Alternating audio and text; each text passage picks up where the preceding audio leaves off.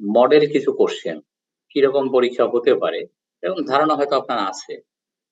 তো একটা একটা করে দেখাই, এরকম মানে আমরা পড়ানোর সময় কিন্তু কিভাবে কোশ্চেন হতে পারে সেগুলো নিয়ে প্রতিনিয়ত কথা বলছি।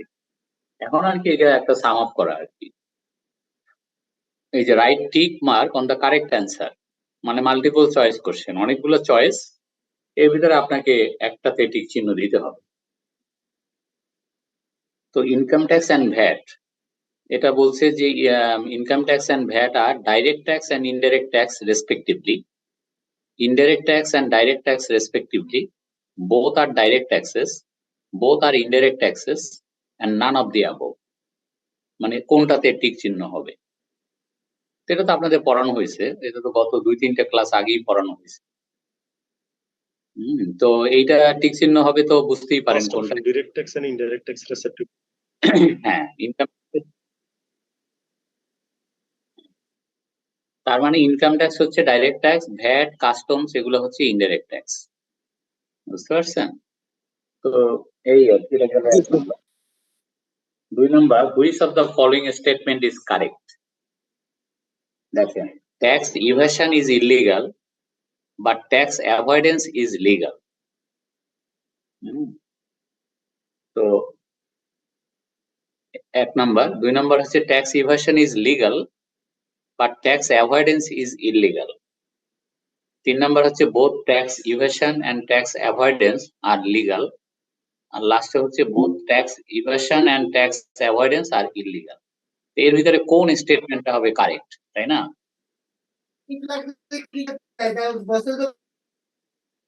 কি স্যার 1 নম্বর। কারেক্ট, 1 নম্বরটা হবে। ট্যাক্স ইভাশনের বাংলা হচ্ছে কর ফাঁকি। তো কর ফাঁকি হচ্ছে ইলিগাল, কিন্তু কর এড়ায় যাওয়া হচ্ছে লিগাল। আইনের মধ্য থেকে কর এড়ায় যাওয়াটা লিগাল, এটা সেদিন দেখাইছি আপনাদেরকে। আচ্ছা, তারপরে দেখেন যে what will be the tax day for a company if it's accounting year ended on 30th June 2023। এগুলো কিন্তু আপনি মানে মোবাইলে ছবি তুলে নিতে পারেন, যে যেগুলো চলে যাচ্ছে ছবি তুলে নিতে পারেন, পরে নিজেরা মিলিয়ে নিতে পারেন। কারণ এখানে তো অ্যান্সার দেয়া নাই, কিন্তু অ্যান্সার তো আমরা নিজেরা মানে তৈরি করতেছি যে কি হবে, এটা শুধু কোশ্চেন। জি স্যার। আচ্ছা, what will be the tax day for a company if it's accounting year বা income year ended on 30th June 2023। 30শে জুন 2023 যদি কোনো কোম্পানির ইনকাম ইয়ার বা অ্যাকাউন্টিং ইয়ার শেষ হয়, তার ট্যাক্স ডে কি হবে? ট্যাক্স ডে মানে কি? ট্যাক্স ডে মানে last day of submission of return. G sir. কত তারিখের মধ্যে তাকে ওই কোম্পানিকে রিটার্ন দিতে হবে? 30শে নভেম্বর 2023, 31শে জানুয়ারি 2024, 15ই সেপ্টেম্বর 2023, 15ই জানুয়ারি 2024। এই চারটার কোনটা কারেক্ট? 15 জানুয়ারি। 15 জানুয়ারি। সেপ্টেম্বর 2023। 15 জানুয়ারি হবে না স্যার? 15 জানুয়ারি। 15 জানুয়ারি হবে। 15 জানুয়ারি হবে স্যার। সপ্তম মাসের 15তম দিন বলা ছিল। হ্যাঁ,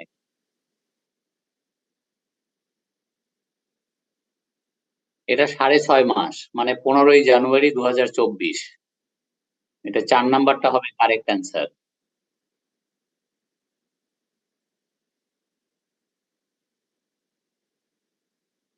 ইন্ডিভিজুয়াল হলে তো 30শে নভেম্বর হতো। কোম্পানি বলা হচ্ছে কোন কোম্পানি করদাতার যদি অ্যাকাউন্টিং ইয়ারটা 30শে জুন 2000,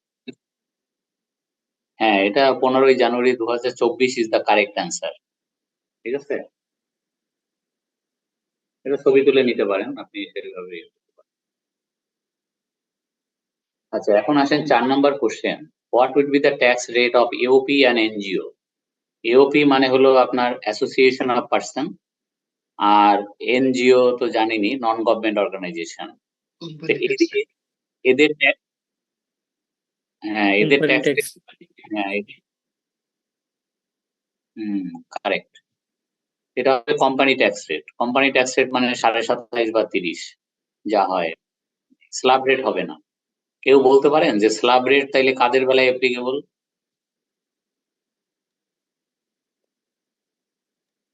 আর একটা আছে আর কি, তিনটা। Sir Hindu undivided family. Sir Hindu family, agriculture poultry ফার্মের জন্য স্ল্যাব রেট আছে স্যার। না না, ওটা রিডিউস ট্যাক্স রেট, ভুল বলবে। sir, undivided Hindu family. হ্যাঁ, শোনেন আমার কথা শোনেন, সাউন্ড অফ করেন। স্ল্যাব রেট হলো 3 ক্ষেত্রে প্রযোজ্য: ব্যক্তি মানে ইন্ডিভিজুয়াল, তারপরে হিন্দু আনডিভাইডেড ফ্যামিলি, হিন্দু অবিভক্ত পরিবার, আর হচ্ছে পার্টনারশিপ ফার্ম, অংশীদারি ফার্ম, এই 3টা। আর আপনি যে বললেন পোল্ট্রি, ফিশারি, ওগুলো হচ্ছে রিডিউস ট্যাক্স রেট, হ্রাসকৃত কর হার। ওটাও স্ল্যাব আছে, বাট ওটা হ্রাসকৃত। আচ্ছা, যাই হোক। তারপরে 5 number, how much time the ডিসিটি can extend two file tax return against an application from the SSC side.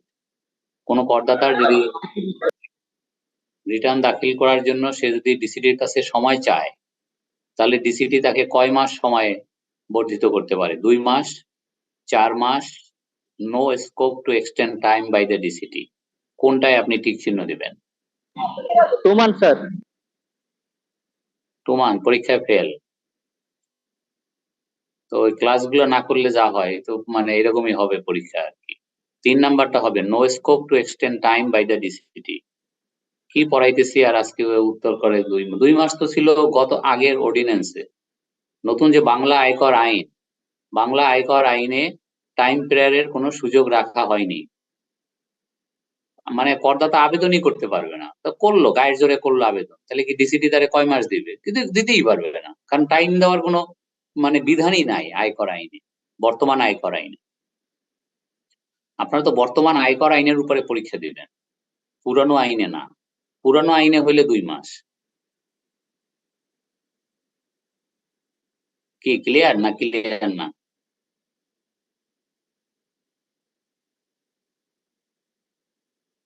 তাহলে 2 মাস যে বললো সে কেন বললো? ওইটাই, যাতে আপনি পরীক্ষায় ফেল করেন তার কিছু কিছু রাস্তা তো রেখে যেতে হবে। আর কিছু না রাখলে যদি সবাই পাস করে যায়, তাহলে এটা কেমন দেখায়? খুব খারাপ দেখায়, বুঝছেন? তারপরে 6 number, what is the maximum penalty for failure to file tax return by a new individual SSC?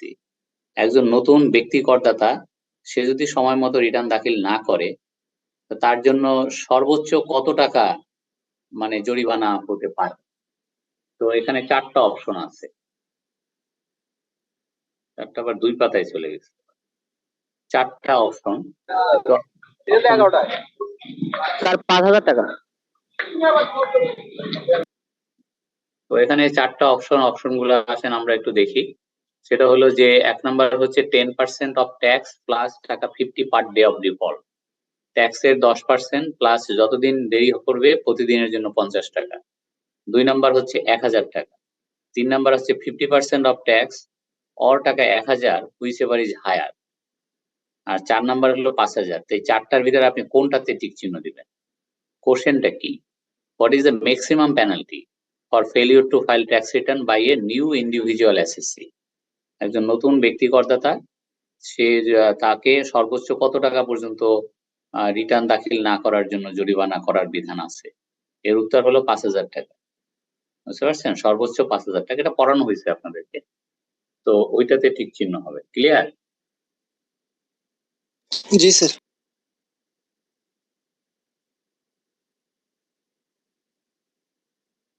আচ্ছা, তারপরে দেখেন 7 number question. Mister Amit taxable salary income during the year হচ্ছে 10 লাখ টাকা। Interest income from saving certificate মানে সঞ্চয়পত্র 2 লাখ টাকা।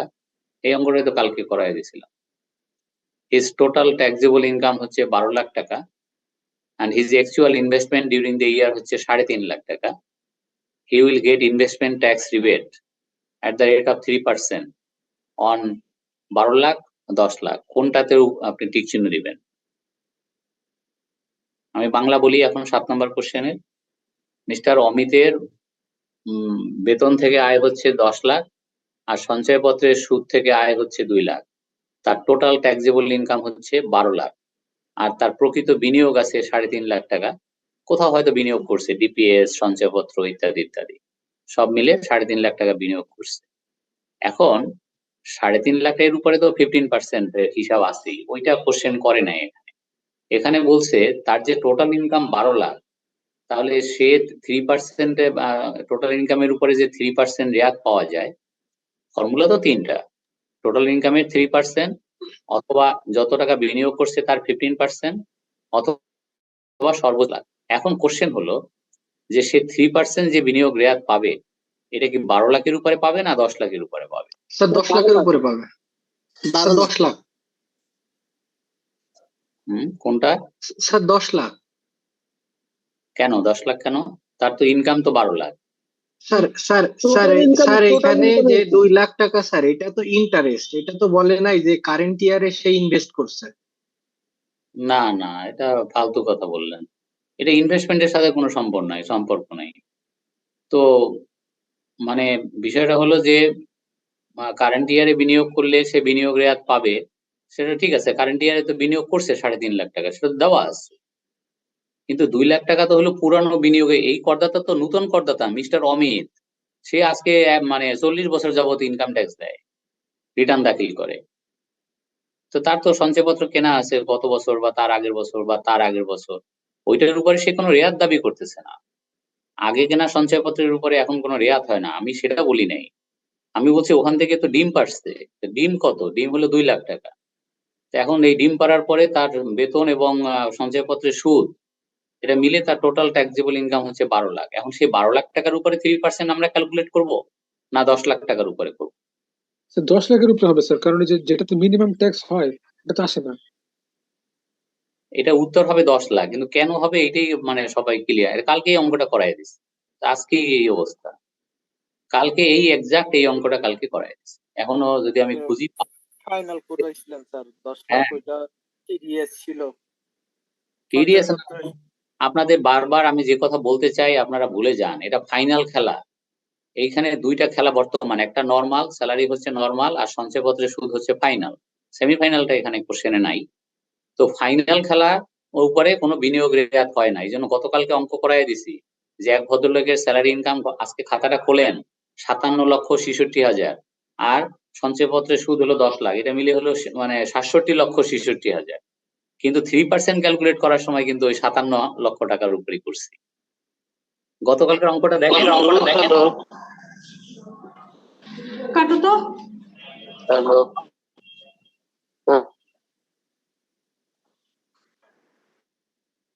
এটা আমার এখানে যদি থাকে আমিও দেখাইতে পারি, যদি আমার এখানে। যাই হোক আর কি, মানে সঞ্চয়পত্রে বলতে পারেন না কেউ, কালকে করাইলাম অঙ্কটা, কিন্তু মানে এরকম দেখি আছে কিনা, মানে হোয়াইট বোর্ডে যদি থাকে। না, নাই, এটা গেছে শেষে। আগেরটা দেখে কেমনে যে গতকালকে কি করানো হয়েছিল?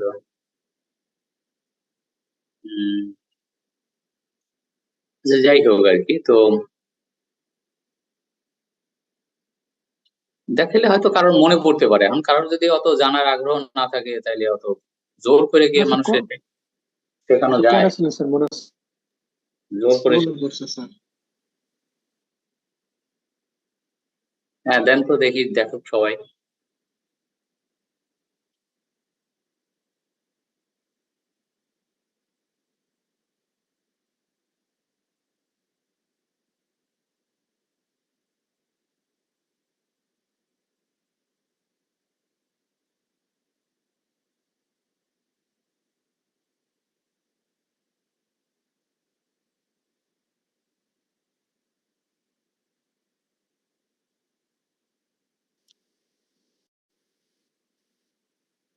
উনিশ লাখ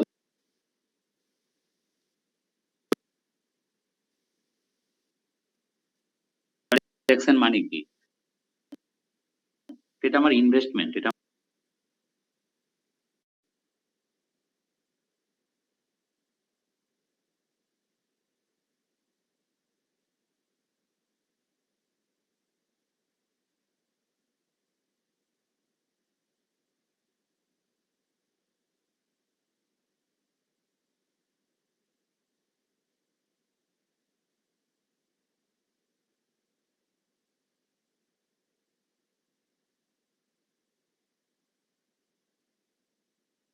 এই দেখান না?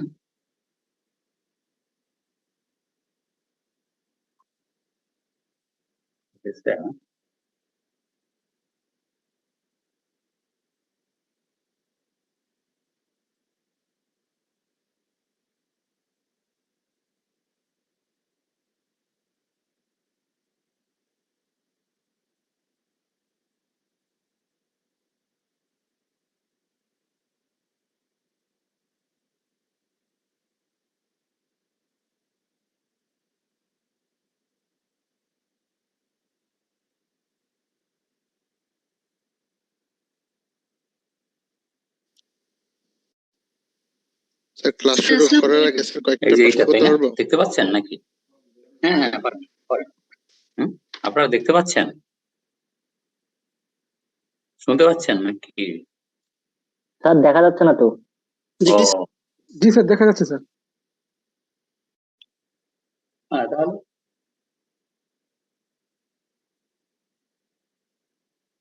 আমরা এখানে এই যে আপনার আমার total income, total taxable income, না এইটা না তো, এটার আর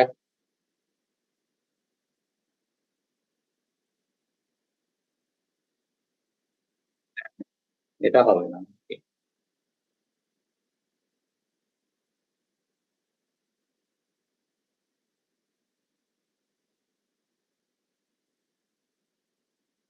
স্যার এটা কি?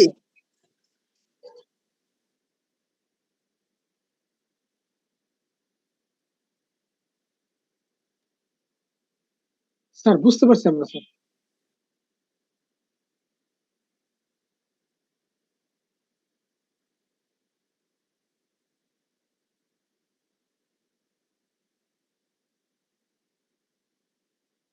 এইটা এইটা হুম, এই যে এইটা, এটা কি দেখতে পাচ্ছেন?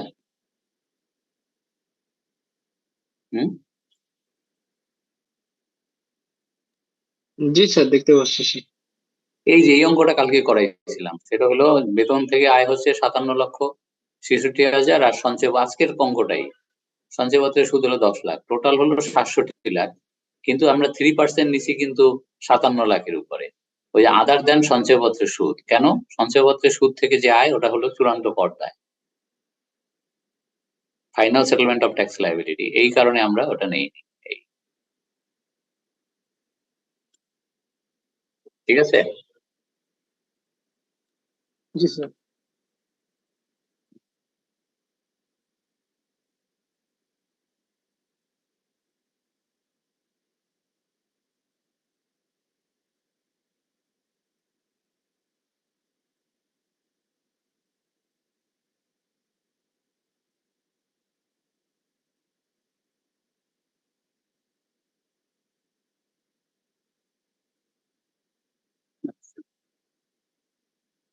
তাহলে এইটা 7 নম্বরের উত্তর তো আপনার ঠিক চিহ্ন হবে 10 লাখের উপরে, যদিও টোটাল ইনকাম 12 লাখ, কিন্তু সে বিনিয়োগ রেয়াত পাবে 10 লাখের উপরে, যেহেতু সঞ্চয়পত্রের সুদ যে 2 লাখ, এটা চূড়ান্ত কর দেয়, ওখান থেকে যে ট্যাক্স কাটছে 20,000 টাকা, ওটা চূড়ান্ত কর দেয়, এই কারণে। 8 number, for company tax payer, capital gain from sale of share of listed companies is taxable at the rate of 5%, taxable at the rate of 10%, 15%, tax free। কোনটা কারেক্ট, মানে কোনটাতে আপনি টিক চিহ্ন দিবেন? স্যার 15%। 10% স্যার। কত? 10 sir 10%। তার মানে এক একজন এক একটাতে টিক চিহ্ন দিবে, স্যার 15% স্যার। তাতে যা হয় আর কি, যে পাস করে আর যে ফেল করে, বুঝতে পারছেন? স্যার কোম্পানির জন্য 15%। Sir 15% sir. যদি ইন্ডিভিজুয়াল তো তাহলে স্যার যে 5 বছরের কম হইলে তাহলে হচ্ছে নর্মাল স্ল্যাব রেটে পড়তো, আর 5 বছরের বেশি হইলে আবার 15% হতো স্যার। আপনার পরীক্ষায় ফেল, কারণ আপনি কোশ্চেনটাই পড়েন নাই। স্যার সেল অফ শেয়ারের ক্ষেত্রে স্যার 10%। এই যে উনি কারেক্ট, সেল অফ শেয়ার, এখান থেকে ক্যাপিটাল গেইন হলে এটা ট্যাক্সের হচ্ছে 10, এটা পড়ানো হয়েছে, শিটও দেওয়া হয়েছে, কাজ হবে কি। কিন্তু আপনি যেটা বলছেন উত্তর 15%, ওটা মেশিন বিক্রির ক্ষেত্রে, মানে ক্যাপিটাল গেইন যদি মেশিন বিক্রি করে হয়, জমি মানে অন্য কোনো শেয়ার বিক্রি করে যদি ক্যাপিটাল গেইন হয়, এটার জন্য একটা এসআরও আছে, সেই এসআরওটা আপনাদের শীট দিয়ে দিছি, ওখানে 10%।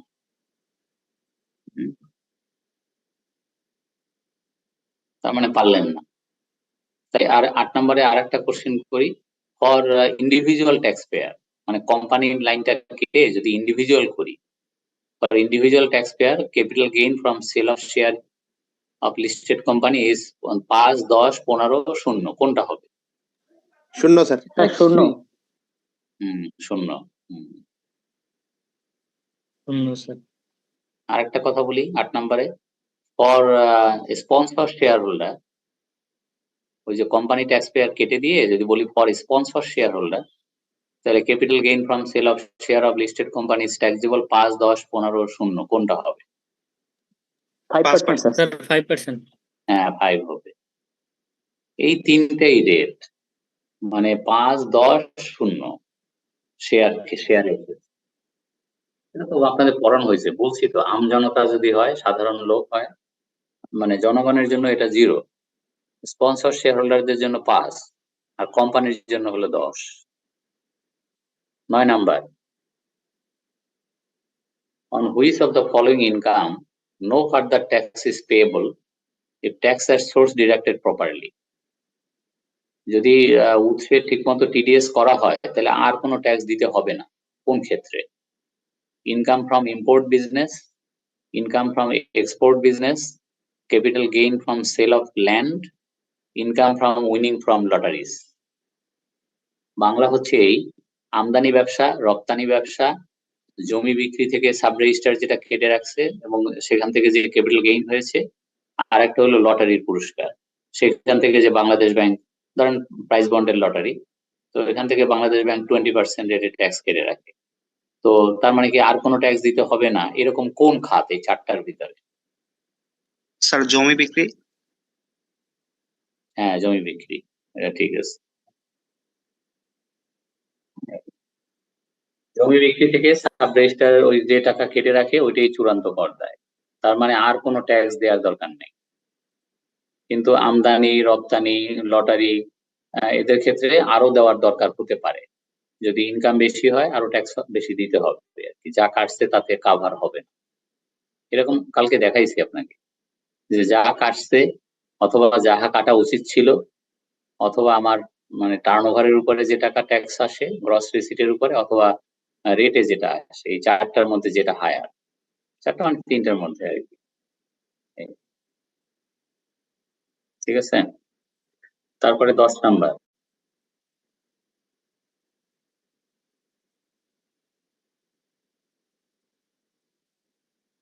নাম্বারটা দেখেন তো, যে এবিসি কোম্পানি লিমিটেড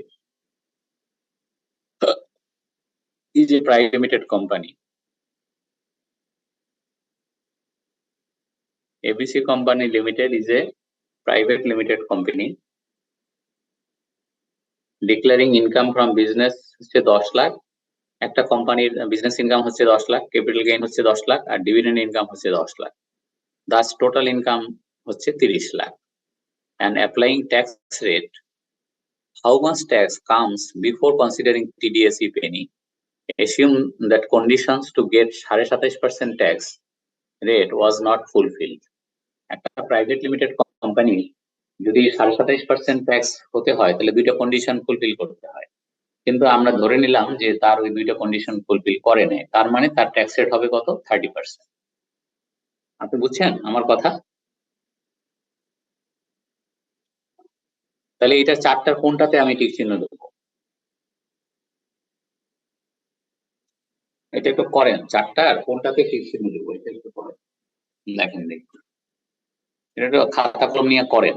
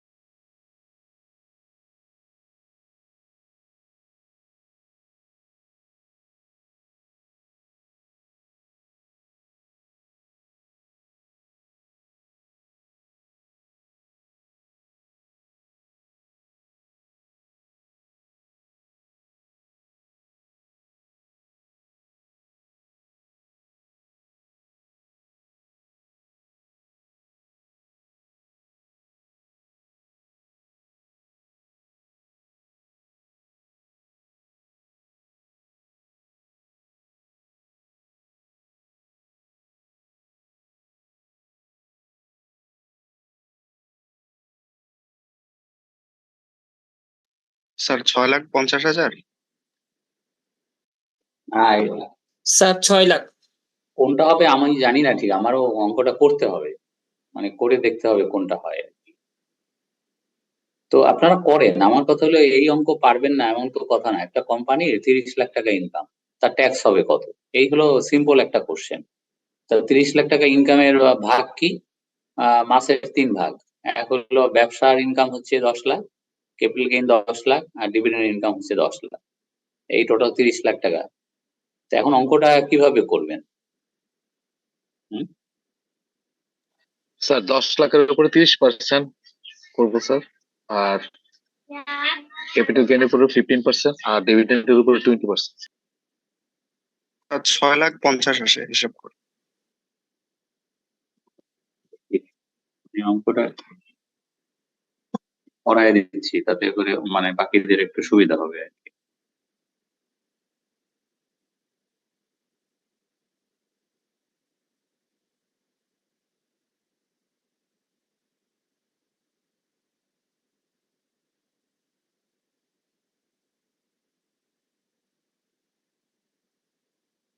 আচ্ছা, তার মানে এইখানে আমাদেরকে যেটা করতে হচ্ছে যে ট্যাক্স কম ক্যালকুলেশন, তাই না?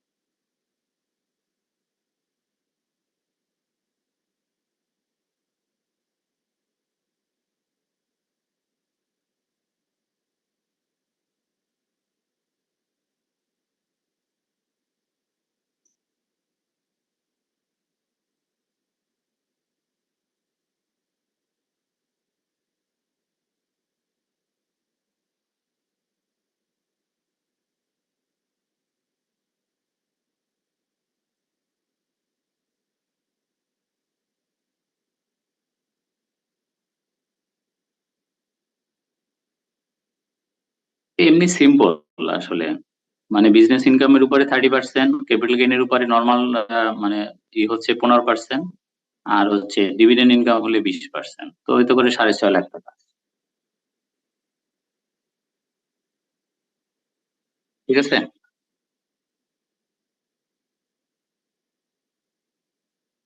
জি স্যার।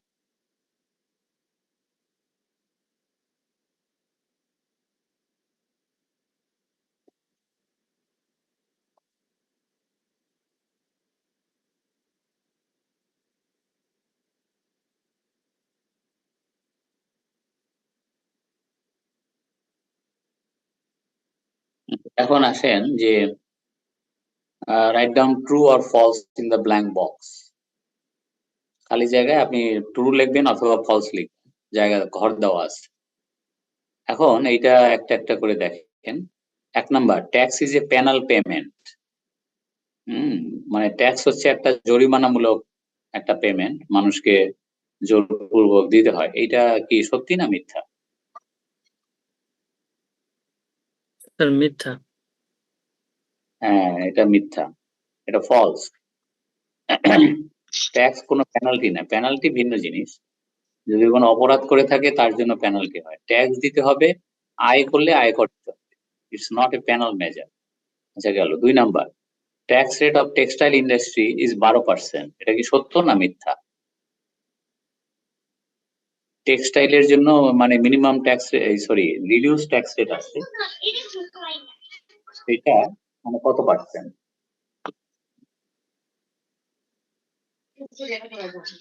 12%, গ্রিন হলে 10%। কি 10%? বুঝলাম না, মানে এটা ট্রু না ফলস হবে?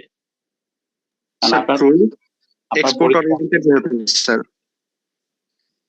দেখো এটা ফলস, টেক্সটাইলের জন্য হচ্ছে আপনার এটা এক্সপোর্টের কথা বলা হয়নি এখানে, তো এক্সপোর্ট হলে 10 অথবা 12 সেটা ঠিক আছে, এটা হলো garments export or any type of export, তো এটা এক্সপোর্টের কোনো কথাবার্তাই এখানে নাই। টেক্সটাইল মানে বুনন, তো বুনন করে তো লোকাল মার্কেটও বিক্রি করতে পারে।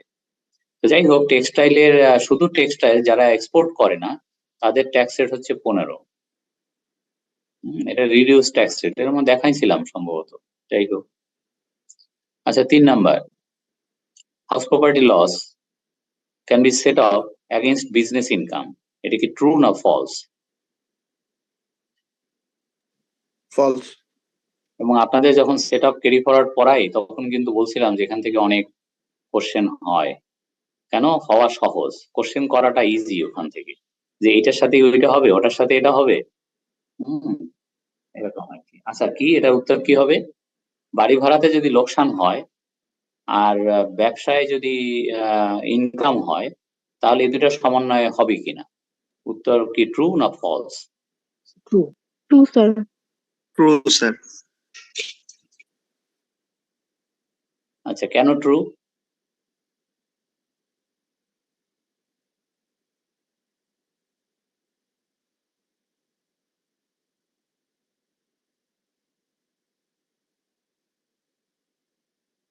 না এগুলো সব ফালতু কথা। বিজনেস ইনকাম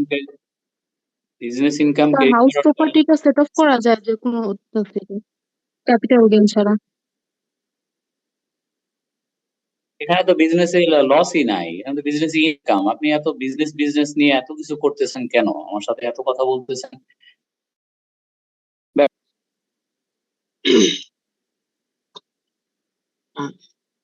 স্যার এখানে হ্যাঁ স্যার এখানে সম্ভবত এরকম বলা ছিল যে 5টি ইনকাম সেট আপ করা যায় না, আর বাকি 5টি থেকে সেক্টর থেকে লসটা সেটা অন্যান্য কোথাও থেকে সেট আপ করা যায় না, বাট ওই 5টির ভিতর এই হাউস প্রপার্টি নেই স্যার। ওই 5টির ভিতর ছিল হচ্ছে ফটকা ব্যবসা, আর হচ্ছে স্যার বিজনেস, আর একটা ছিল হচ্ছে ওই যে মাদক এই টাইপের আর কি, যে বিজনেসটা এইটা, আর 2টা জন স্যার কি ছিল, এই 5টা বাদে বাকিগুলা স্যার অন্যটার সাথে ই করা যায় আর কি, সেটা এরকমই বলেছিলেন হয়তো, বা আমি যদি ভুল না করি। তো সেটার ভিতরে এটা পড়ে না বলে এটা স্যার ই করা যাবে। একদম সত্যি কথা। তার মানে এই যে বাড়ি ভাড়াতে যে লোকসান, এই লোকসান তো ব্যবসা থেকে যদি আয় হয় তার বিপরীতে সমন্বয় করতে তো কোনো বাধা নাই, আইনে তো মানে বাধা নাই, আইনে বাধা আছে কয়েকটা, তার ভিতরে আপনি যেগুলো বললেন ওইগুলোই। মানে ব্যবসায় যদি লোকসান হয়, ফটকা ব্যবসায় যদি লোকসান হয়, ক্যাপিটাল লস হয়, তারপরে যদি সিগারেটের ব্যবসায় লস হয়, এরকম আর কি কয়েকটা, তার ভিতরে এইটা পড়ে না, মানে বাড়ি ভাড়ার লস পড়ে না।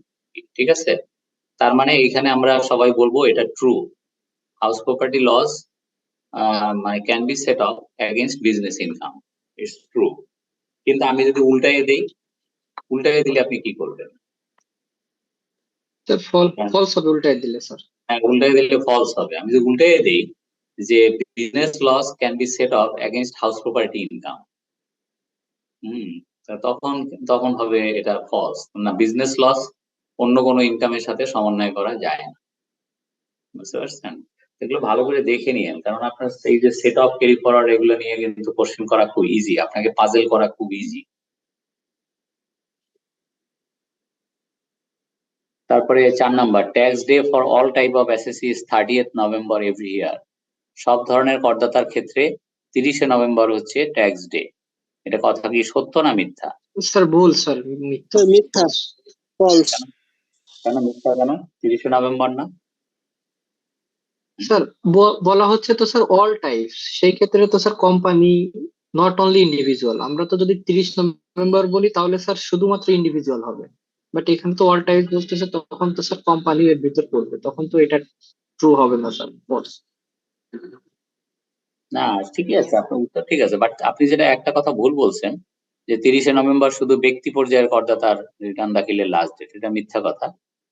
ব্যক্তি, সিএ ফার্ম, তারপরে হিন্দু আনডিভাইডেড ফ্যামিলি, এদের হচ্ছে লাস্ট ডেট 30শে নভেম্বর, বুঝছেন? জি স্যার, তিনটা বলেছিলেন sir, India undivided family, individual আর পার্টনারশিপ ফার্ম। হ্যাঁ, কিন্তু আপনি তো বললেন একটা। স্যার ওইটা স্যার আর কি, মানে জানি তিনটাই, কিন্তু এই বললাম আর কি একটা স্যার এটাই। 5 number, 15% tax rebate is applicable on all allowable CSR. CSR পড়ানো হয়েছিল আপনাদেরকে। CSR মানে কি? CSR এর abbreviation কি মনে আছে? Corporate social responsibility sir. হ্যাঁ, কর্পোরেট সোশ্যাল রেসপন্সিবিলিটি। এটা বিভিন্ন কোম্পানি, আপনার ইসলামিক ব্যাংক, রাজবাংলা ব্যাংক, এই যে গরিব ছাত্রদের বৃত্তি দেয়, তারপরে মাননীয় প্রধানমন্ত্রীর ত্রাণ তহবিলে এটা করে ওটা করে, যাই হোক এগুলো সব হচ্ছে আপনার সিএসআর। তো সিএসআর বাবদ যে কোম্পানিগুলো খরচ করে, এটার উপরে একটা আবার ইনকাম ট্যাক্সের রিবেটের ব্যবস্থা আছে। রিবেট মানে একটু ইনকাম ট্যাক্স কম দিয়ে পারবে, এই ওইদিকে দান খয়রাত করবে এবং ওইটার উপরে আবার এইদিকে কিছু সুবিধা পাবে। তো সেটা কি ঠিক? এই স্টেটমেন্টটা কি কারেক্ট? আপনি কি লিখবেন, ট্রু না ফলস 5 নম্বরে? False sir. কেন? 10% স্যার রিবেট। রিবেট হচ্ছে 10%, 10 না 12? 10%। 10 স্যার। 10 না? আচ্ছা, ঠিক আছে। তাইলে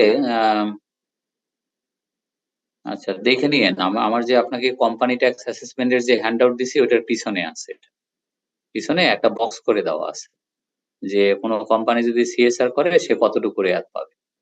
মানে সর্বোচ্চ 12 কোটি টাকা সম্ভবত, অথবা প্রফিটের 10%, এটা যেটা কম তার উপরে 10%। হ্যাঁ 10%, ঠিকই আছে। আচ্ছা এরপরে আসেন 6 নম্বর, অ্যালাউবল ইনভেস্টমেন্ট লিমিট ফর এক সঞ্চয়পত্র ইজ 10 লাখ টাকা। মানে আপনি যদি সঞ্চয়পত্রে, কোনো করদাতা যদি সঞ্চয়পত্র কিনে সঞ্চয়পত্রে বিনিয়োগ করে, তাহলে সেখানে একটা লিমিট দেয়া আছে, সিলিং দেয়া আছে। তো সেই সিলিংটা কত? তো 10 লাখ টাকা। এটা কি ট্রু না ফলস? 5 লাখ হবে স্যার, ফলস। কেন ফলস? স্যার 5 লাখ টাকা। 5 লাখ টাকা। হ্যাঁ 5 লাখ টাকা। এখানে যদি লিখতাম 5 লাখ তাহলে এটা হয়তো ট্রু, ঠিকই আছে। আর 7 নাম্বার দেখেন, per employee per year perquisites আর allowable expenditure up to 12 lakh টাকা। একজন, হ্যাঁ এটা কি ট্রু না ফলস? False sir. কেন? 10 লাখ টাকা। 10 লাখ টাকার বেশি দেওয়া যাবে। হ্যাঁ ঠিক আছে, এই তো পারতেছেন সব, এই তো বোঝা যাচ্ছে যে পরীক্ষায় পাশ করবেন, এরকম আলামত টের পাচ্ছি। আচ্ছা 8 number, tax payment is not expenditure but VAT payment is expenditure. এটা কি ট্রু না ফলস?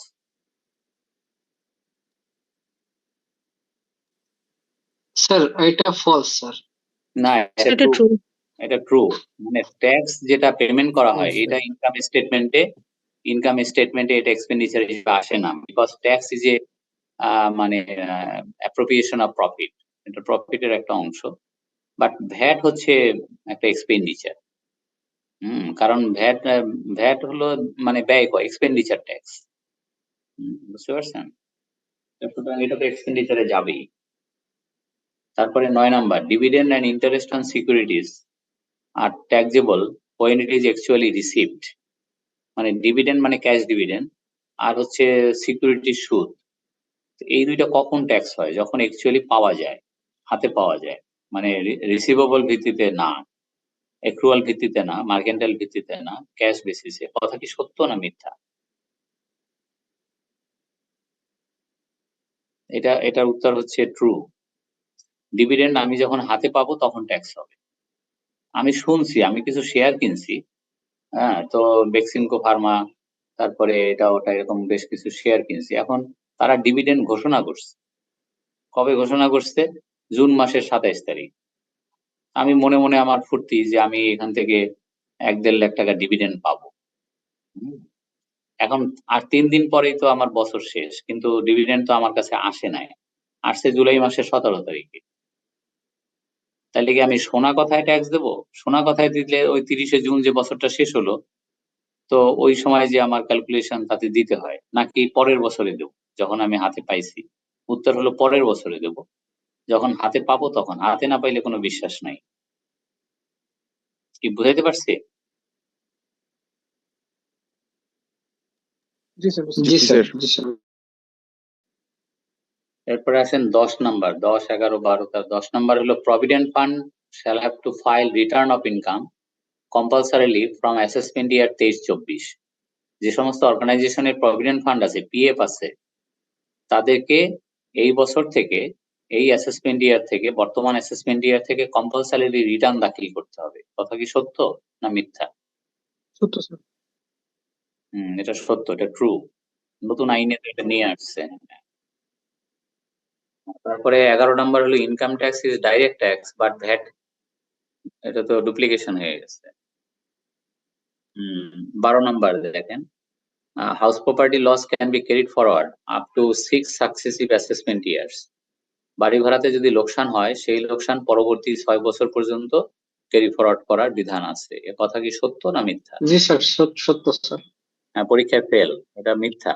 মিথ্যা এই কারণে যে কয়টা লোকসান ক্যারি ফরওয়ার্ড করা যায় তার ভিতরে হাউস প্রপার্টি লস নাই। তাহলে বলতে পারেন কি কি লস আমি হইলে পরে 6 বছর পর্যন্ত ক্যারি ফরওয়ার্ড করবো? স্যার আমরা না শুনছি 6 বছর পর্যন্ত ক্যারি ফরওয়ার্ড করা যায়। হ্যাঁ যায়, শুনছেন, কিন্তু সব লোকসান না। তাহলে কি কি লোকসান? ব্যবসায় যদি লোকসান হয়, ফটকা ব্যবসায় যদি লোকসান হয়, ক্যাপিটাল লস হয়, আর কৃষিতে যদি লোকসান হয়, এই 4টা।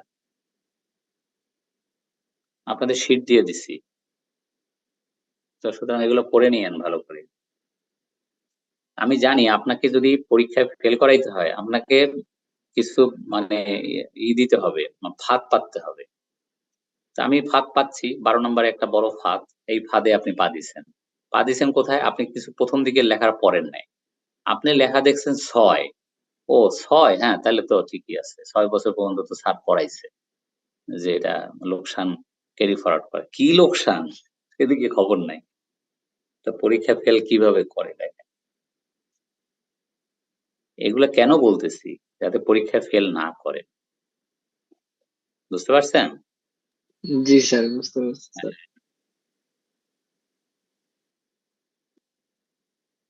তো 13 নাম্বার, আমি তো বুঝি যে আপনার চোখটা কোথায় যায়, আপনি এমফাসিসটা কোথায় দিচ্ছেন। ওই 6 বছরে ওইখানে দিবেনই এটা। পরে হবে কি, পড়তে পড়তে আপনি যেই 6 বছরে গিয়ে আপনার চোখটা আটকে যাবে, তখনই বুঝছেন হাতে হাতে ট্রু, আর সাথে সাথে fail. 13 number, capital gain from sale of share of listed company. এটা তো একটু আগে আরেকটা কোশ্চেনে ছিল। Capital gain from sale of share of listed company is taxable at the rate of 15% for company assessee। Company করদাতার জন্য আপনার ক্যাপিটাল গেইনের উপরে ট্যাক্স রেট হচ্ছে 15। এটা কি সত্য না মিথ্যা? মিথ্যা স্যার। মিথ্যা, কারণ এটা হবে 10, তাই না? জি স্যার। 10 হবে। তাহলে এটা পাল্টাই দিতে হবে, লিস্টেড মানে ফর স্পন্সর শেয়ার হোল্ডার যদি দিই,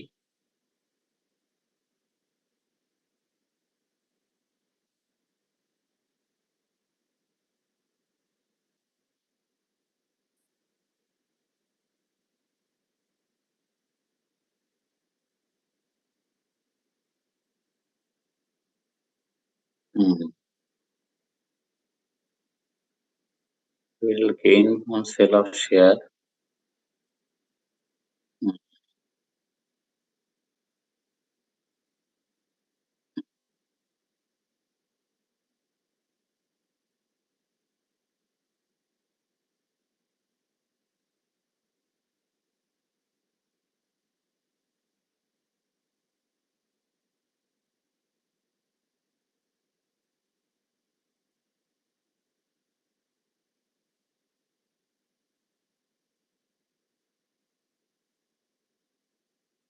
আচ্ছা, তাহলে এটা কি হবে? Capital gain from sale of share of listed company is taxable at the rate of 15% for sponsor share holder. এটা হবে ফলস, তাই না? জি স্যার। কারণ এদের হবে 5%। 14 number, bad debt is allowable expenditure but provision for bad debt is not allowable expenditure. এটা কি হবে, ট্রু না ফলস? True sir. হ্যাঁ, এটা ট্রু। ব্যাড ডেট যদি রিয়েলি ব্যাড হয়, দ্যাট ইজ অ্যালাউবল এক্সপেন্ডিচার হিসেবে, কারণ বাট কোনো ধরনের প্রভিশন ইনকাম ট্যাক্সে নট অ্যালাউড। প্রভিশন হচ্ছে মানে অনুমান আর কি, যে এত টাকা আমি আদায় নাও হতে পারে, ওটার তো কোনো নেই, হতেও পারে নাও হতে পারে, ওটা কাজ হবে না। রিয়েলি যদি ব্যাড হয় তাহলে এটা obviously allowable expenditure. 15 number, amended return under section 180(2) can be submitted within 180 days along with short payment plus interest. এটা কি ট্রু না ফলস? কেউ যদি সেলফ অ্যাসেসমেন্টে রিটার্ন দাখিল করে এবং পরবর্তীতে 180 দিনের মধ্যে সে আর একটা সংশোধিত রিটার্ন দাখিল করতে পারবে, যত টাকা কম ট্যাক্স দিছে সেই টাকা দিবে প্লাস 5% ইন্টারেস্ট। তো এর কথা কি সত্যি? জি স্যার, সত্য। কথা সত্য।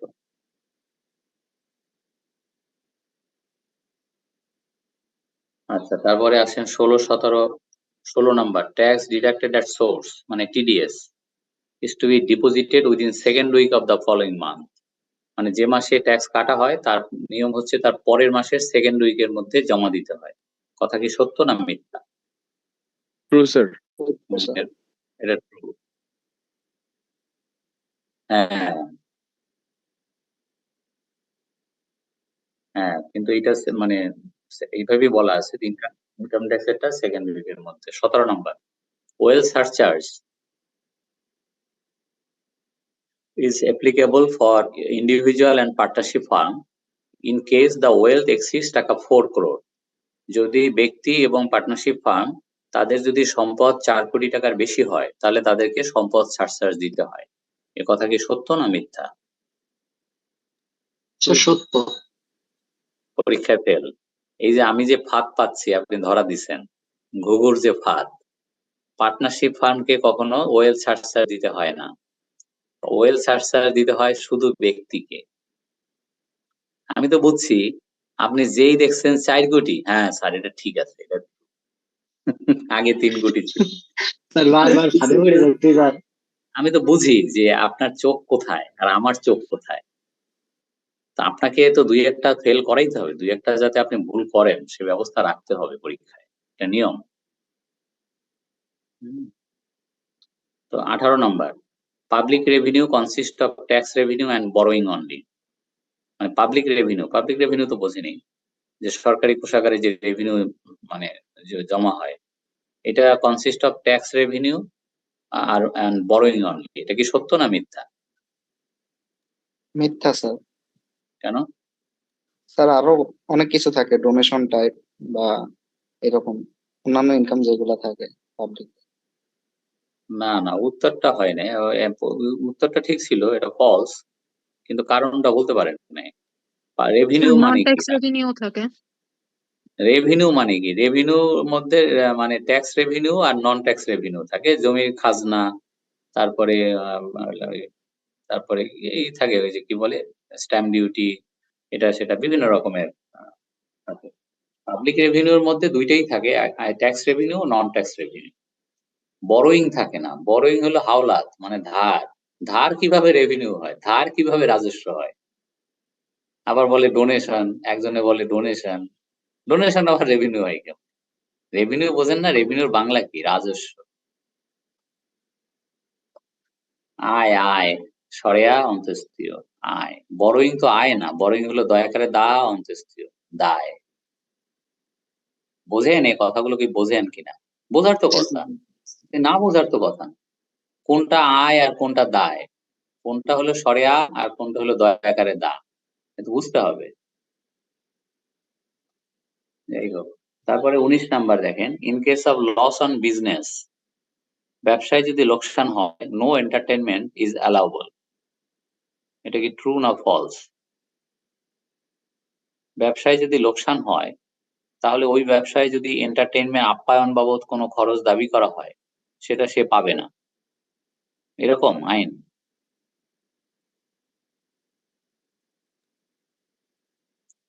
আচ্ছা, এটা হলো ট্রু, এটা হলো ট্রু। শোনেন, আপনার একটু কোম্পানি ট্যাক্স অ্যাসেসমেন্ট আমি যেদিন পড়াইছি ওটার ভিতরে এটার অ্যান্সারটা আছে। ওখানে বলছিলাম যদি কোনো না, সেটা পড়ানো হয়েছিল এবং আমি বলছিলাম ব্যবসায় যদি লোকসান হয় তাহলে নো চা বিস্কিট, নো চা বিস্কিট অ্যালাউড, এই কথা বলছিলাম, বুঝতে পারছেন? এখন সেটা হয় কি অনেক পড়া তো, এর মধ্যে তো এগুলা এত কিছু তো মনে থাকার কথা না। এই জন্য আপনাদের হয় কি আজকে শেষ ক্লাস, তো একটু ভালো করে দেখে শুনে যান। আর আজকে তো শেষ ক্লাসে যেগুলো পড়াচ্ছি তাতে অনেকটা ব্রেইন স্টর্মিং সেশন বলে এটাকে, তাই না? অনেকটা মাথা খাটাতেছে আপনাদের। এই last question 20 number, salary income is exempted up to 1/3 of gross salary or টাকা 4.5 lakh, whichever is higher. এটা কি সত্য না মিথ্যা, true or false? Sir false. Sir false. এইবার স্যার ফাঁদে পা দেওয়া যাবে না।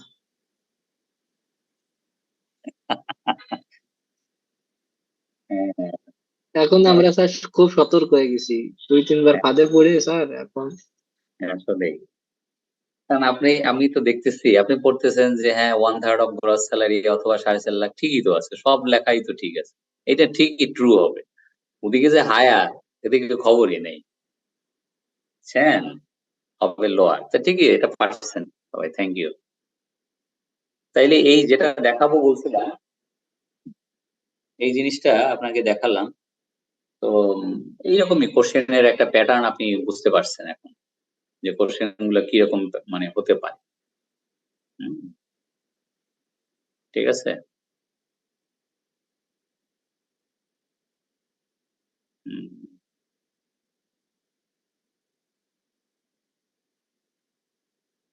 আচ্ছা, তো এখন বলেন দেখি যে আজকে যেহেতু লাস্ট ক্লাস, কারোর কোনো কোশ্চেন আছে কিনা, মানে সেই সেই জায়গাটাও এখনো ওপেন আছে, কালকে তো পুরোটাই কোশ্চেন অ্যান্সার ছিল বলার চলে, আজকেও ওপেন আছে, আজকেও যতটুকু পড়াশোনা করছেন যদি কোনো কোশ্চেন থাকে মানে করতে পারেন। স্যার ইনসেনটিভ বোনাস এটা কি পারকুইজিট? ইনসেনটিভ বোনাস, বোনাস দাঁড়ান দেখে নিই তাহলে, কেন আপনার কাছে নাই? তো বইতে স্যার দুই রকম ডেফিনেশনে দেয়া যে ইনসেনটিভ বোনাস পারকুইজিট না, কিন্তু বইতে আরেকটা টেবিল দেওয়া আছে, ওখানে আবার ইনসেনটিভ বোনাস ঠিকই পারকুইজিট বলছে।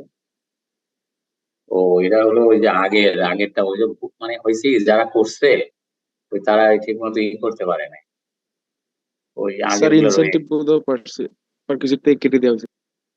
হ্যাঁ ওই যে ফেস্টিভ্যাল বোনাসটা আছে, ইনসেন্টিভ বোনাসটা এবারে কেটে দিচ্ছে, বুঝছেন? এই যে দেখেন, পারকুইজিট হলো কি, এইগুলো বাদে সব পারকুইজিট। আপনি যদি এই তালিকার মধ্যে ইনসেন্টিভ বোনাস না থাকে ডেফিনেটলি সেটা পারকুইজিট। এখন শোনেন কিন্তু বিষয়, স্যার পারকুইজিটের ডেফিনেশনে দেওয়া আছে যে excluding basic salary, festival bonus, incentive bonus, এরিয়ার স্যালারি। ইনসেন্টিভ বোনাস নাই, কি কয় না কয়, জি স্যার, কি উল্টো পাল্টা কথা বলতেছে। ইনসেন্টিভ এটা তো গতবারে ছিল A B C D, C নাম্বারে হলো ইনসেন্টিভ বোনাস ছিল, এবারে বর্তমান আয়কর আইনে এটা উঠে গেছে। আপনি তো নতুন সিলেবাসে পরীক্ষা দিতেছেন, কিন্তু আমাদের মনে হয় ম্যানুয়ালটা ওই পুরান সিলেবাসে ওই ভুল রয়ে গেছে, তাই না? নাকি আপনি যেখান থেকে পড়ে আমাকে বলতেছেন? আমি তো একটা টানাইছি আপনার জন্য, টানাই নেই? স্যার এখানে তো রেফারেন্স দেওয়া স্যার যে সেকশন 32 অফ আইটি অ্যাক্ট 2023। হ্যাঁ, সেখানে কি বলছে? So মানে বলছে any payment hmm, made to an employee by an employer in the form of hmm, cash or in any other form excluding basic salary, festival bonus, incentive bonus, area এই salary. দাঁড়ান দাঁড়ান, আর আগান লাগবে না, incentive বোনাসটা মিথ্যা কথা, মিথ্যা কথা। আপনি কে সত্য কে মিথ্যা, আসেন আজকে লড়াই। আপনি আপনার কাছে বই আছে 32-2 ওটা খোলেন। আপনি কি বই দিয়ে পড়তেছেন না আপনি স্টাডি ম্যানুয়াল দিয়ে পড়তেছেন? ম্যানুয়াল আর কি মেইন ফোকাস ছিল, মানে বইও আছে আর না কি। না, আপনি না না, ম্যানুয়াল রং, আপনি বইটা, আপনি মেইন লটা দেখেন, বাইবেলটা দেখেন। আপনাকে একটা সত্যি কথা বলি, মানে ইনসেন্টিভ বোনাসটা আগের আইনে মানে পারকুইজিটের বাইরে ছিল, এই বর্তমান আইনে ওইটাকে তুলে দিয়ে গেছে, ও তুলে নিয়ে গিয়ে ওটাকে পারকুইজিটের মধ্যে ফেলে দিচ্ছে। আমি যা বলি এটা শোনেন। তার মানে ওই যে ম্যানুয়াল যারা তৈরি করছে তারা এটা খেয়াল করে নাই, ওই আগেরটাই রয়ে গেছে। জি স্যার, স্যার মানে একটি আসলে নাই, ইনসেন্টিভ বোনাসটা নাই। আমারটা রেফারেন্স দেওয়া আছে না, এই যে আপনার জন্য টানায় রাখছি না আমি। তাহলে আপনি যখনই পড়া শুরু করছেন sir excluding basic salary festival bonus incentive, তখনই তো আমি থামাই দিচ্ছি, আপনাকে আর আগাইতে দেই নাই যে দাঁড়ান দাঁড়ান দাঁড়ান, কি উল্টাপাল্টা পড়ে দিতেছেন আপনি। ওটা ছিল, ওটা গতবার পর্যন্ত ছিল, এবারে তুলে দিচ্ছে। ঠিক আছে, ওকে, নেক্সট কোশ্চেন। একটা কোশ্চেন ছিল এখানে, অ্যালাউয়েবল ইনভেস্টমেন্ট লিমিট এট সঞ্চয়পত্র ইজ 10 লাখ। হ্যাঁ, এটা একটু রেফারেন্স যদি বলতেন। কেন রেফারেন্স হলো আপনার বিনিয়োগে আপনি 6 শিডিউল পার্ট 2 মনে হয়, 6 শিডিউল পার্ট 2। কেন আপনাদের পড়ানো হয়েছে না, আবার রেফারেন্স চান আপনি?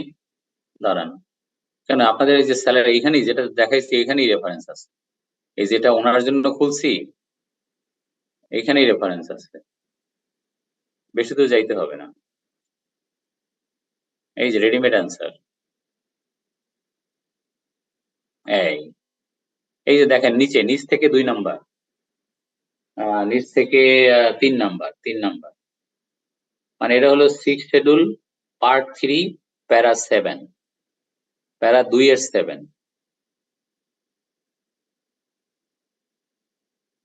হ্যাঁ, ওইখানেই তো আছে যে আপনি 5 লক্ষ টাকা পর্যন্ত আপনি সঞ্চয়পত্রে বিনিয়োগ করতে পারবেন,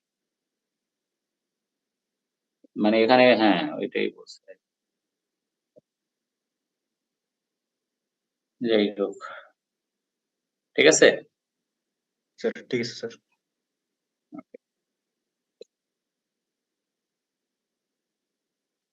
কোনো কোশ্চেন?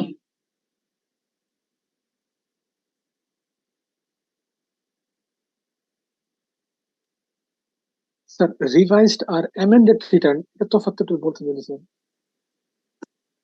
অ্যামেন্ডেড রিটার্নটা মূলত যারা স্বনির্ধারণী পদ্ধতিতে সেলফ অ্যাসেসমেন্টে রিটার্ন দাখিল করে, তো তারা যদি মানে দেখে যে 180 দিনের মধ্যে যদি তার চোখে ভুল ধরা পড়ে, এবং সেই ভুলটা হলো যদি সে আয়কর কম দিয়ে থাকে, ভুলে বুঝতে পারে নাই আর কি, হিসাবে গোলমাল করে ফেলছে, এই গোলমালটা পরে বন্ধু বান্ধবের সঙ্গে আলাপ টালাপ করে দেখে যে হায় হায় আমি এটা কি করছি।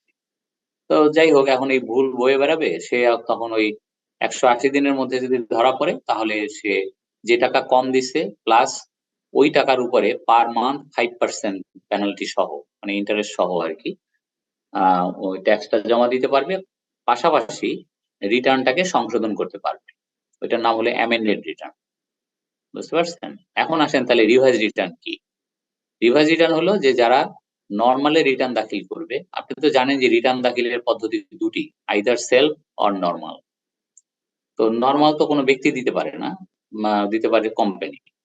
আচ্ছা, নর্মাল রিটার্ন দাখিল করলে পরবর্তীতে যদি তার কাছে মনে হয় যে আমার রিটার্নটা ভুল আছে, যে কোনো জায়গায় ভুল থাকতে পারে, শুধু ট্যাক্স ক্যালকুলেশনে না, যে কোনো জায়গাতে ভুল থাকতে পারে, যে কোনো জায়গার ভুল সংশোধন করা যাবে রিভাইজ রিটার্ন দিয়ে। তার মানে revise return applicable in case of মানে নর্মাল রিটার্ন, আর amended return is applicable in case of আপনার সেলফ অ্যাসেসমেন্ট। আর 2 নম্বর পার্থক্য হচ্ছে যে অ্যামেন্ডেড রিটার্নটা দেয়া যায় শুধু ক্যালকুলেশন মিস্টেকের প্রেক্ষিতে, আর রিভাইজ রিটার্ন দেওয়া যায় এনি মিস্টেক, যে কোনো ধরনের মিস্টেক এর ক্ষেত্রে। আরেকটা 3 নম্বর পার্থক্য হচ্ছে অ্যামেন্ডেড রিটার্ন দিতে গেলে দিতে হবে, সো মটো দিতে হবে উইদিন 180 ডেজ, আর রিভাইজ রিটার্ন দেওয়া যাবে অ্যাট এনি টাইম, বাট ওখানেও একটা লিমিট আছে যে ফার্স্ট হিয়ারিং এর আগ পর্যন্ত অথবা টাইম বার্ড হওয়ার 6 মাসের মধ্যে রিভাইজ রিটার্ন নট অ্যাকসেপ্টেবল। এরকম একটু কড়াকড়ি আইন করে ফেলছে এবার। এই 3টা পার্থক্য বললাম। জি স্যার, বুঝতে পারছি, থ্যাংক ইউ।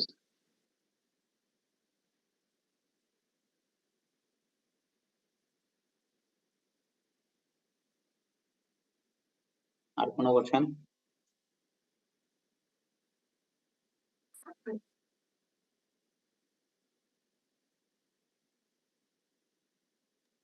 একটা কোয়েশ্চেন ছিল, ইনকাম ফ্রম রেন্টে কখন টিডিএস যোগ করতে হবে কখন করতে হবে না? না, বিষয়টা যদি এমন হয় যে একজন বাড়িওয়ালা সে তার বাড়িটা ব্র্যাক ব্যাংকের কাছে ভাড়া দিচ্ছে এবং সে ভাড়া কত 1 লাখ টাকা। তো ওখান থেকে 5% ব্র্যাক ব্যাংক ট্যাক্স কাটে, কাটার পরে বাড়িওয়ালারে 95,000 টাকার চেক দেয় প্রতি মাসে। এখন যদি পরীক্ষায় একটা কোশ্চেন আসে যে আপনার একজন বাড়িওয়ালা ট্যাক্স কাটার পরে 95,000 টাকা করে মাসে ভাড়া পাচ্ছে, তাহলে তার আপনার যে অ্যানুয়াল ভ্যালু আপনি কত ধরবেন? বার্ষিক ভাড়া মূল্য কি 95,000 গুণ 12 নাকি 1 লাখ গুণ 12? কি মনে হয়? 1 লক্ষ না স্যার, আর 1 লক্ষ গুণ দাও।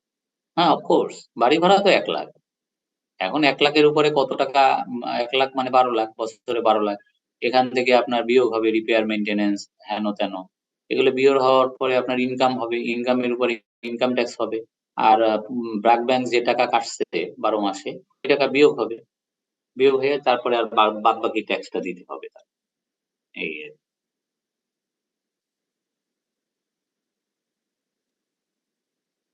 স্যার হুম। মানে রেন্টাল ইনকামে যে টেনেন্টস এক্সপেন্স বোন বাই ল্যান্ডলর্ড অথবা ল্যান্ডলর্ডস এক্সপেন্স বোন বাই টেনেন্টস, এগুলো স্যার যোগ বিয়োগ কি স্যার অ্যাকচুয়াল রেন্টের সাথে হবে নাকি অ্যানুয়াল ভ্যালুর সাথে? অ্যানুয়াল ভ্যালুর সাথে হবে। হ্যাঁ, অ্যানুয়াল ভ্যালুর সাথে হবে। স্যার কিন্তু স্যার বইতে আর কি তারা দেখাইছে যে অ্যাকচুয়াল রেন্টের সাথে যোগ বিয়োগ করার পরে তারপর অ্যানুয়াল ভ্যালু বের করছে। না, বিষয়টা হলো যদি টেনেন্ট বার্ডেন যদি ওনার্স বার্ডেন যদি টেনেন্ট বহন করে তাহলে এটা ক্রস আপ হবে। তো ক্রস আপ হয়েই তো অ্যানুয়াল ভ্যালু বের। আমি একটু উদাহরণ দেই। এটা হলো যে ভাড়াটিয়া ধরেন সে বহন করে বা কি বলে সার্ভিস চার্জ বহন করে। অবশ্যই এখন একটু এবারের আয়কর আইনে একটু চেঞ্জ নিয়ে আসছে। আমি আগের আয়কর আইন আর এখনকার দুইটা পার্থক্য বলি, আপনি বুঝতে পারবেন। আগে আইনে ছিল ধরেন একজন বাড়িওয়ালা সে তার বাড়ি ভাড়া দিছে 50,000 টাকা করে মাসে, আর 5,000 টাকা বলছে যে সার্ভিস চার্জ। এই সার্ভিস চার্জ হলো কমন সার্ভিস চার্জ, এটা ওই দারোয়ানের দিতে হয় প্রতি মাসে। তো বাড়িওয়ালা তো প্রতি মাসে 50,000 পাচ্ছে। এখন এটা রিয়াল তার যে অ্যানুয়াল ভ্যালু যখন আপনি ডিটারমিন করবেন তখন তার অ্যানুয়াল ভ্যালু কত হবে? অ্যানুয়াল ভ্যালু হবে 55,000 গুণ 12, নট 50,000 গুণ 12। কারণ রিয়েল বাড়ি ভাড়া 55,000। কারণ বাড়িওয়ালার দায় এই ভাই পয় পরিষ্কার রাখা, তারপরে দারোয়ানের বেতন দেওয়া, এগুলা তো বাড়িওয়ালার দায়। যার বাড়ি তার দায়। ভাড়াটিয়া পরে বলবে যে আমার এত ভাড়া দিবেন, আপনি থাকবেন, শেষ। কিন্তু আমার এত দিবেন, ওর হাতে এত দিবেন, এত হ্যাং ত্যাং এর তো কোনো দরকার নাই। আগের আইনটা বললাম। এখনকার আইনে বলছে, নতুন আইনে, যদি এরকম ভাড়াটিয়া সার্ভিস চার্জ বহন করে, ধরেন এই 50,000 আর 5,000, তাহলে সে বাড়ি ভাড়া পাবে 50,000 করে ওইটাই, কিন্তু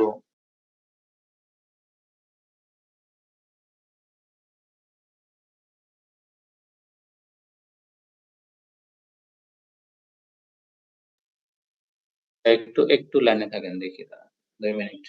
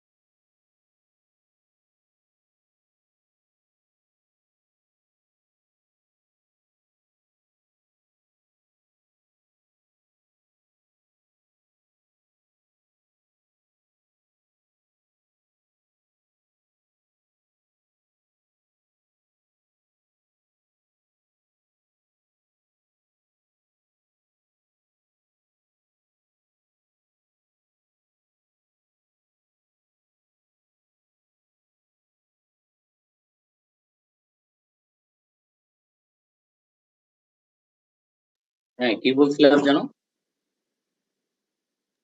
কোনটা আলাপ করতেছিলাম? ওই যে বাড়ি ভাড়ার স্যার বিষয়টা। অ্যাকচুয়াল রেন্টের সাথে স্যার। জি স্যার। এখন যেটা বলছে নতুন আয়কর আইনে, যে যদি কোনো বাড়িওয়ালা এরকম 50,000 টাকা ভাড়া পায়, আর ভাড়াটিয়াকে বলে আপনি 5,000 টাকা আমার কেয়ারটেকারের হাতে দিয়ে সার্ভিস চার্জ বাবদ, কমন সার্ভিস চার্জ বাবদ, তাইলে তার অ্যানুয়াল ভ্যালু হবে কিন্তু ওই 50,000 গুণ 12, 55,000 হবে না, আর সে কোনো রিপেয়ার মেইনটেনেন্স পাবে না। মানে ওই যে 1/4 সে যে মেরামত ও রক্ষণাবেক্ষণ বাবদ খরচ পাইতো অ্যানুয়াল ভ্যালুতে, বিয়োগ হতো, বলছে বিয়োগ পাবে না। কেন? জি স্যার। সে তো ভাড়াটিয়া বহন করতেছে, আপনি তো কিছু করেন নাই, আপনি তো কোনো মানে রক্ষণাবেক্ষণ করেন না, করছে তো আপনার ভাড়াটিয়া, তো আপনি কেন পাবেন? এটা এবারে করছে। এটা নিয়েও অনেক ডিবেট, বাজারে অনেক ডিবেট, যে ঠিক আছে আমি আমার ভাড়াটিয়া এই বাড়ির রক্ষণাবেক্ষণ ব্যয় 5 টাকা মাসে বা 8,000 টাকা সার্ভিস চার্জ বহন করে, ভালো কথা। তো আমি এই জন্য মেরামত ও রক্ষণাবেক্ষণ বাবদ কোনো খরচ পাবো না। আমার বাড়িতে রক্ষণাবেক্ষণ নাইলে বুঝলাম যে ভাড়াটিয়া করে, আমি বাড়িওয়ালা, কিন্তু বাড়ির টুকটাক মেরামত তো আমার করতে হয়, আর খরচের হেডটা তো হলো মেরামত ও রক্ষণাবেক্ষণ, শুধু রক্ষণাবেক্ষণ তো না। তাইলে আমি মেরামত বাবদ কিছুই পাবো না, এটা কেমন কথা? এটা নিয়ে একটু সমালোচনা আছে আর কি। এগুলা হয় কি, নতুন আয়কর আইন হয়েছে তো, এগুলোর বেশ কিছু কারেকশন হবে, মানে বড় ধরনের কারেকশন হবে, কারণ বহু অ্যাঙ্গেল থেকে মানে এই নতুন আয়কর আইনের বেশ সমালোচনা আসতেছে। হ্যাঁ, বলেন। আর স্যার কোনো কিন্তু প্রশ্ন? স্যার ম্যানু স্যার সব জায়গায় আর কি তারা অ্যাকচুয়াল রেন্টের সাথে বিষয়টা অ্যাডজাস্ট করছে। স্যার একটু যদি দেখতেন স্যার 89 পেজ, এখানে তারা একটা টেবিল দেখাইছে, এভাবে তারা করছে, এরপর সবটা অঙ্ক তারা এভাবে করছে আর কি। অ্যাকচুয়াল রেন্টের সাথে এগুলো যোগ বিয়োগ করা, পরে আর কি অ্যানুয়াল রেন্ট বের করছে। ওইটা তো আগের নিয়ম ওইভাবে করে গেছে, আপনি এটা কি করবেন? মানে এই জিনিসগুলো তো অত ভালো করে হয়তো খেয়াল করে নাই, যে নতুন আয়কর আইনে জিনিসটা ভিন্ন ভাবে আসছে। তো মানে রেন্টাল ইনকাম যেটা এবারে নতুন আসছে, পুরো ধুলির সাথে আগের নিয়ম কানুনের ধারে কাছে নাই, বুঝছেন? এখন এরকম একটা বই বের করতে গেলে অনেক পরিশ্রম করতে হয়, এটা হয়তো করে নাই। আগের যেটা রয়ে গেছে ওইটার উপরে কাটছাট করে যতটা পারছে করছে আর কি। হ্যাঁ, স্যার স্যার একটু রেন্টাল ইনকাম স্যার এই বিষয়গুলো আমি একটা ম্যাথ করে দিলে স্যার ভালো হতো। জি স্যার, ছোট একটা যদি রেন্টাল ইনকামের যে ফর্মুলা, আমি ফর্মুলাটা আগে দেখাই। ওই ফর্মুলা অনুযায়ী কিন্তু আপনার মানে সব অঙ্ক করতে হবে। জি স্যার, ওটাই ভালো হয়। সব অঙ্কগুলো ওই অনুযায়ী আমি না, মানে আমি ওই এটা দেখাচ্ছি আপনার, কোনটা এটা, রেন্টাল ইনকাম এইটাই।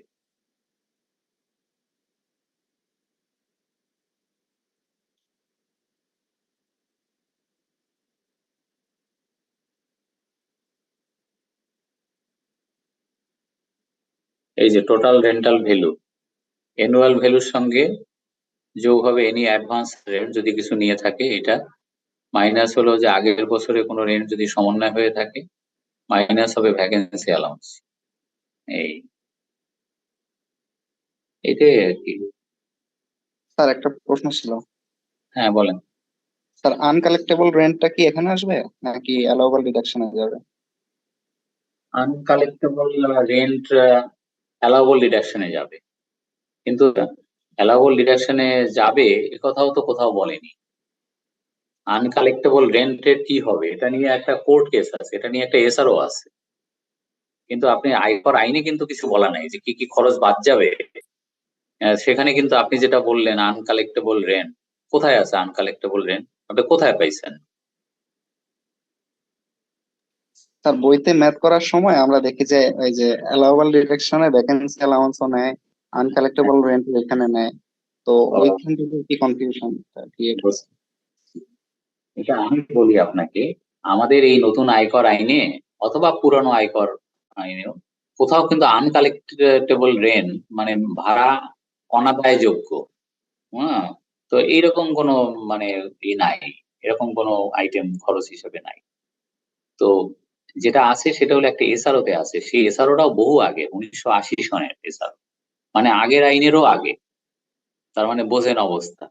ওইটা এসআরও নাম্বার 454, বুঝতে পারছেন? এসআরও নাম্বারটাও আমার মুখস্থ, ওটা হলো এসআরও নাম্বার 454, তারিখ হচ্ছে 31শে ডিসেম্বর 1980। ওইখানে বলা আছে যদি কোনো ভাড়া এরকম অনাদায়যোগ্য হয় তাইলে মানে সেটা ওই বিয়োজন হিসাবে পাবে, কিন্তু তার আগে প্রমাণ করতে হবে, যেটা সে বললেই হবে না যে এটা আদায়যোগ্য নয়, এটা বললেই হবে না। এটা আদায়ের জন্য সে কি কি ব্যবস্থা নিছে সেটা বলতে হবে, অথবা কোর্ট কাছারি করছে কিনা, ভাড়া আদায়ের জন্য সমস্ত ধরনের স্টেপ সে নিছে কিনা, এগুলো বলতে, এগুলো অনেক কিছু ব্যাপার আছে ওখানে, বুঝতে পারছেন? জি স্যার।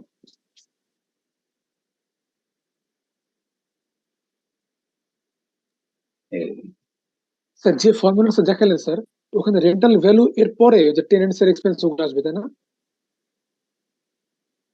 হ্যাঁ, এই তো মানে টোটাল যে রেন্টাল ভ্যালুটা আসবে অ্যানুয়াল ভ্যালু থেকে ওইগুলো প্লাস মাইনাস করে ওইখান থেকে মাইনাস হবে এই যে রেন্টাল ভ্যালু থেকে, এই যে লেখাই তো আছে, in computing taxable rental income following allowances are deductible from the total rental value. আগের স্লাইডে ছিল রেন্টাল ভ্যালু, ঠিক আছে, রেন্টাল ভ্যালু সমান সমান প্লাস মাইনাস এই। এখন রেন্টাল ভ্যালু যখন বের হয়ে গেল, সেখান থেকে আপনার বিয়োগ হবে রিপেয়ার এবং মেইনটেনেন্স, মেরামত রক্ষণাবেক্ষণ। এটা আইদার 25% অথবা 30% অথবা 10%। এই নিচে ওই কথাটা লেখা যে সার্ভিস চার্জ মানে কমন সার্ভিস চার্জ আছে না, common service charge is borne by the tenant, then the house owner will not get any statutory deduction for repair and maintenance in computing taxable rental income. হ্যাঁ বলেন, কি বলতেছিলেন? Sir এখন কিছু ওই building আছে স্যার যেগুলোর মধ্যে পার্টলি রেসিডেন্সিয়াল পারপাসে ইউজ হয়, পার্টলি কমার্শিয়াল পারপাসে ইউজ হয়, ওইগুলোর ক্ষেত্রে স্যার ডিডাকশনটা কোন রেটে পাবে বা কিভাবে কি হবে স্যার? ওই তো পার্টলি 25, পার্টলি 30। আচ্ছা স্যার, থ্যাংক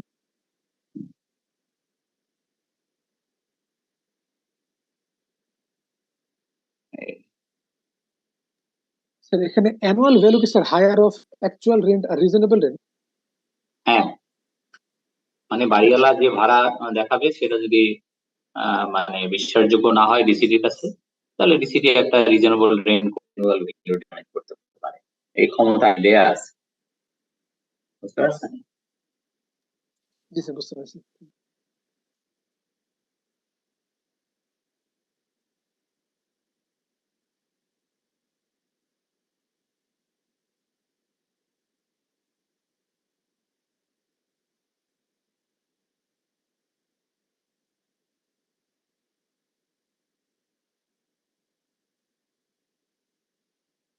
এটা তো বেশ কিছু মানে আছে, আমিও পুরোটা দেখতে পারি নাই যে কি কি ভুল আছে, আমি হাতও পাইছি পরে।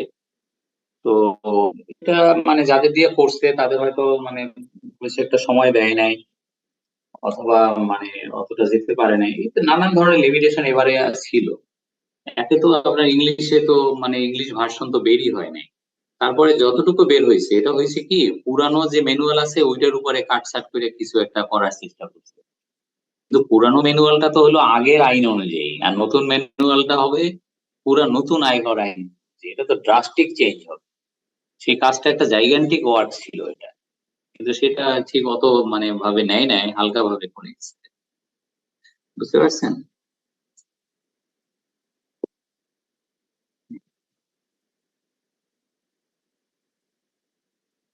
যাই হোক আর কি, তারপর প্রশ্ন সলিউশন করে তারা কি স্যার ম্যানুয়াল ফলো করে না নাকি স্যার মেইন অ্যাক্ট ফলো করে? না, মেইন এক তো বাইবেল তো সবার উপরে, মেইন ল তো সবার উপরে। আপনি যখন কোথাও কোনো অ্যাম্বিগুইটি দেখা দেবে, মেইন লটা প্রিভেইল পাবে, এখানে যা বলছে ওইটাই। এখানে তো ভুল থাকতেই পারে, ম্যানুয়াল তো তৈরি মানে ওটা তো আইন, ওটা তো পার্লামেন্টে পাশকৃত আইন, ম্যানুয়াল তো ওই আইনের আদলে এখানে তৈরি করছে, তো এখানে ভুল ভ্রান্তি থাকতেই পারে, বুঝতে পারছেন?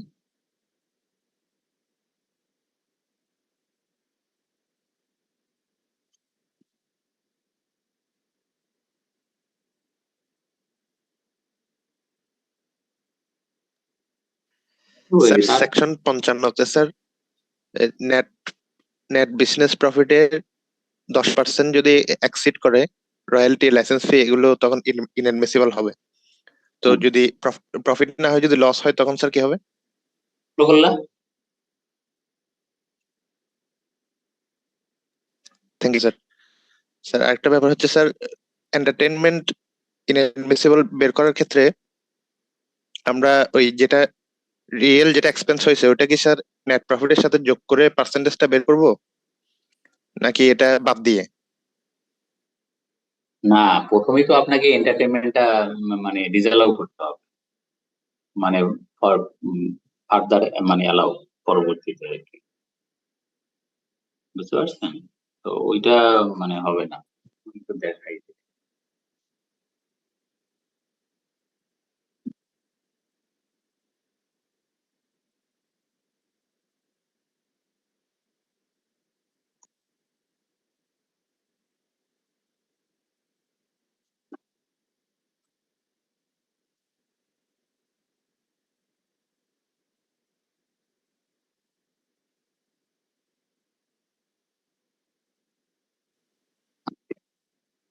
ধরেন কথার কথা যে একটা মানে পিএল অ্যাকাউন্ট আমি টি ফর্মেই করতেছি,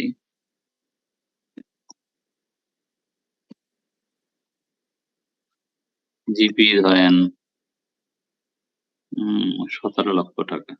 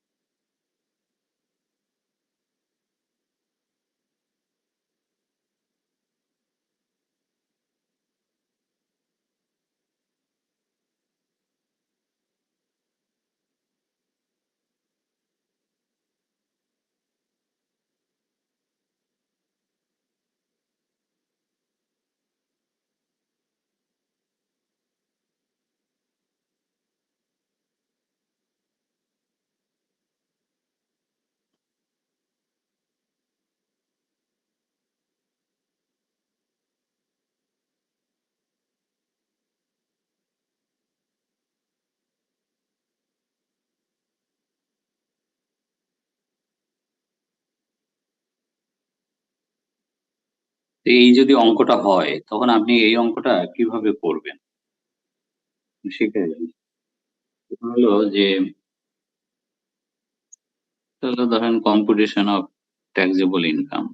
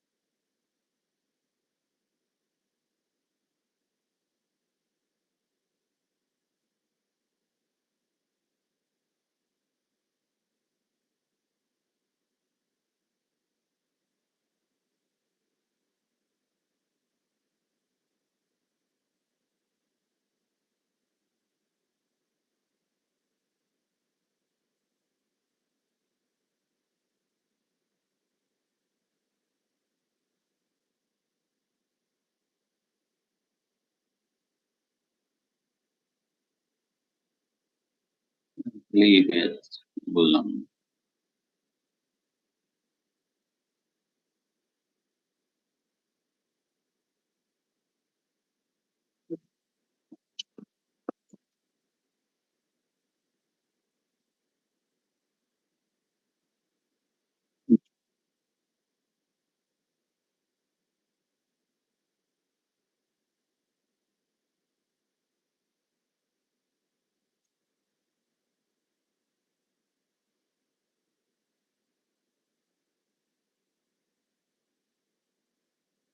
হাত দিলে এটা চলে যাচ্ছে, এটা কি করবো বুঝতেছি না। হুম?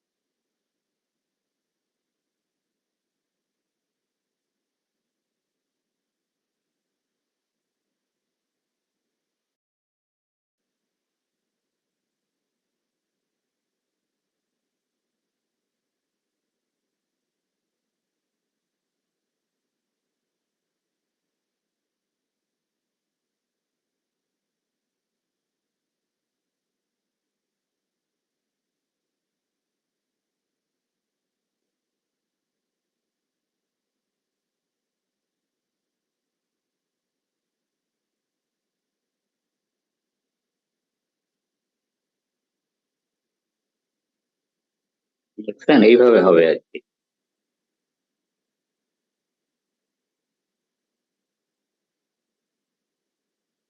আমরা এখন অঙ্কটা দেখতে পারেন, অঙ্কটা ছিল এই।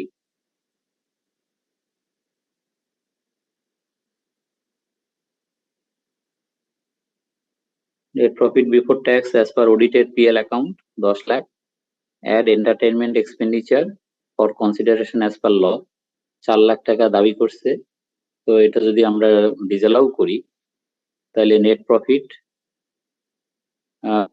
বিফোর অ্যালাউইং এন্টারটেইনমেন্ট, আইনত যে এন্টারটেইনমেন্ট পাবে সেটা অ্যালাউ করার আগে আগের ইনকাম দাঁড়াচ্ছে 14 লাখ, এইটার উপরে এখন কি হবে। আপনি আমাকে কোশ্চেন করছিলেন যে স্যার এন্টারটেইনমেন্ট যেটা ক্লেম করবে আর যেটা পাবে, তো এটা কিভাবে আমি করবো এখন বুঝছেন?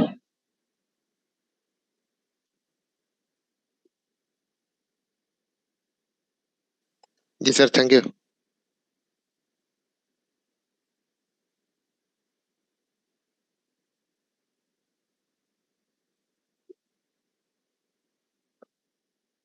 এভাবে হবে।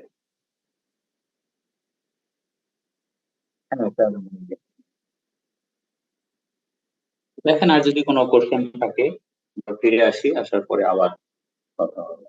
ঠিক আছে। স্যার বইতে স্যার রেন্টাল ইনকাম স্যার পুরো আগে নিয়মে করছে স্যার, একটা একটু বড় একটা ম্যাথ করে দিলে স্যার একটু উপর করতেছে। বড় বড় ম্যাথ কিসের? রেন্টাল ইনকাম আর কি, কারণ স্যার সম্পূর্ণ আগে নিয়মে করছে তো স্যার অনেকটা কনফিউজিং মনে হচ্ছে স্যার। না, আগের নিয়ম পুরোটা করে না, ভ্যাকেন্সি তো আগের নিয়মে ছিল ভ্যাকেন্সি পরে বাদ যাবে, এখন তো ভ্যাকেন্সি আগেই বাদ যাবে, তারপরে রিপেয়ার মেইনটেনেন্স হবে, তাই না? এবারে নিয়ম কানুন তো অনেক চেঞ্জ।